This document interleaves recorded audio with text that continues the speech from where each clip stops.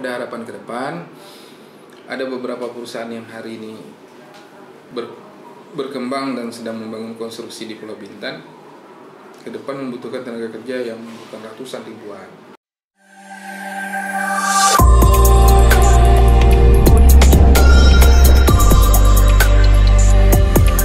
Batas Waras, cara cerdas untuk waras. Oke, kembali lagi di Batas Waras, cara cerdas untuk waras. Nah, tadi kita sudah mulai menguak beberapa fakta sebenarnya yang terjadi tentang TKA, tenaga kerja asing yang khusus datangnya dari Cina untuk wilayah Indonesia, dan wabil khusus untuk saat ini berada di Tanah Bintan, ratusan orang. Nah, Bang Edi, setelah kita bicara luas panjang lebar tentang fakta-fakta yang ada, tentu ada benang merah yang kita dapat. Apa benang merah yang kita dapat untuk menjadi, katakanlah, acuan pemerintah daerah maupun pemerintah pusat, ikhtibar pembelajaran yang kita dapat dari dari kondisi tenaga kerja asing dan investasi asing yang ada di tanah kita ini. Jadi begini, dari beberapa kejadian ini kita melihat kalau pada prinsipnya pemerintah daerah itu tidak bisa terlalu ikut campur terkait permasalahan masuknya TKA. Ini memang kebijakan pemerintah pusat. Namun pemerintah daerah harus menjadi pintu utama untuk pengontrol. Jangan sampai TKA masuk tidak dikontrol dan pada akhirnya bukan negara yang dapat untung, malah negara yang dapat masalah. Nah, jadi hari ini kan memang faktor COVID hari ini Vietnam salah satu negara yang memang awalnya zona hijau sekarang menjadi zona merah. Gara-gara tidak terkontrolnya TKA masuk. Kebetulan saya ada teman di kapal perkapalan yang memang membawa keluar masuk industri elektronik dari Vietnam ke Terengganu. Sudah kurang lebih 1 bulan nggak berangkat. Artinya fungsi kontrol pemerintah harus ditingkatkan. Iya, ditingkatkan. Atau belum ada fungsi kontrol dari pemerintah? Ini dua hal yang berbeda nih, Bang. Sudah ada. Kalau Bintan saya melihat sudah ada. Oh, cuma belum ditingkatkan. Belum ditingkatkan. Kedua juga posisi hari ini kan kalau resmi ada RPTKA-nya, ada izin kitasnya. Otomatis kan ada income masuk ke negara.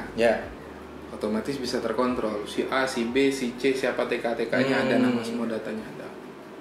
Paspornya ada semua. Tapi di saat ini tidak terkontrol, income untuk negara kemana sih?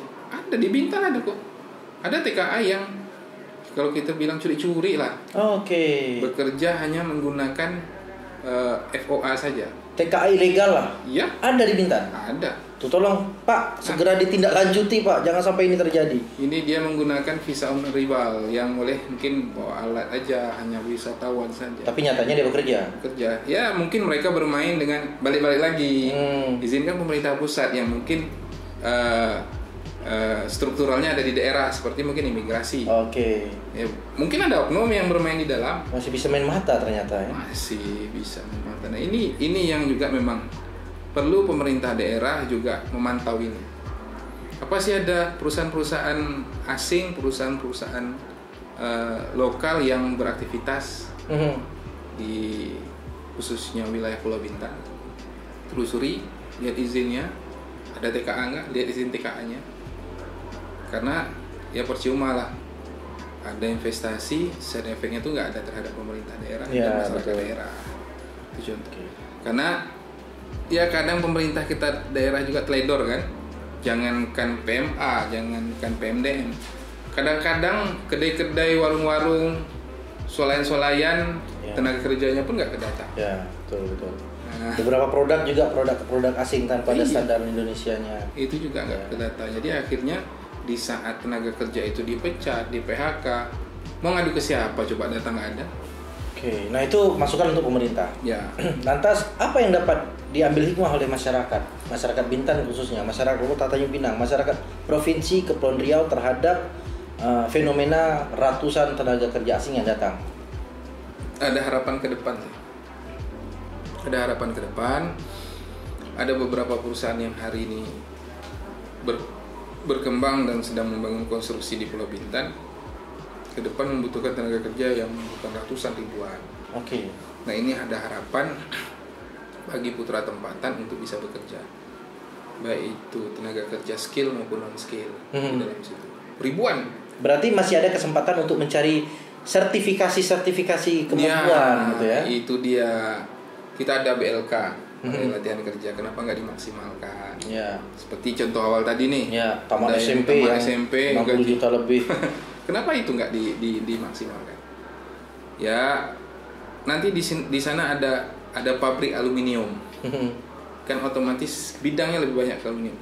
Dan PT BAI juga ada merekrut putra tempatan Bintan untuk dibawa sekolahkan di Cina.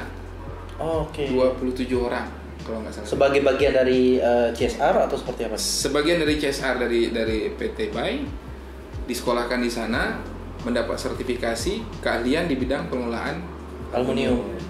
Artinya nanti muara ke depan yang ngelola aluminium di Bintan itu adalah anak lokal sendiri. Oke. Nah, itu dibunyikan di dalam MOU pemerintah Indonesia dan pemerintah Cina yang berinvestasi di BAI. Ingkar janji, kita hantam rame-rame. Oke, siap. Cindai siap ya mempelopor itu. Siap. Oke.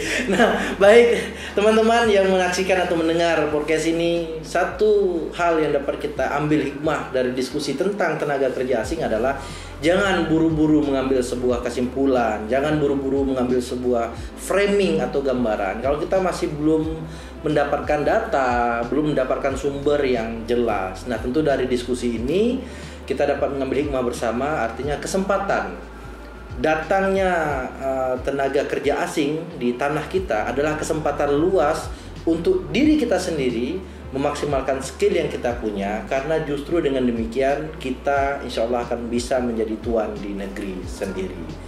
Bang Edi, terima kasih banyak atas waktu dan kesempatan. Siap. Jangan bosan-bosan kami undang untuk di tema-tema lainnya. Insya Allah. Siap. Dan teman-teman, selamat berjumpa dan tetap saksikan terus Batas Waras, karena Batas Waras, cara cerdas untuk waras. Saya Wadis Nugraha pamit undur diri. Ciao. 3, 2, 1, cut. Budak sekarang memang dah terbiar, seluar ketat nampak martabak coklat. Kalau dipandang jadi lemah semangat, bergerak-gerak daging dan urat, bergerak-gerak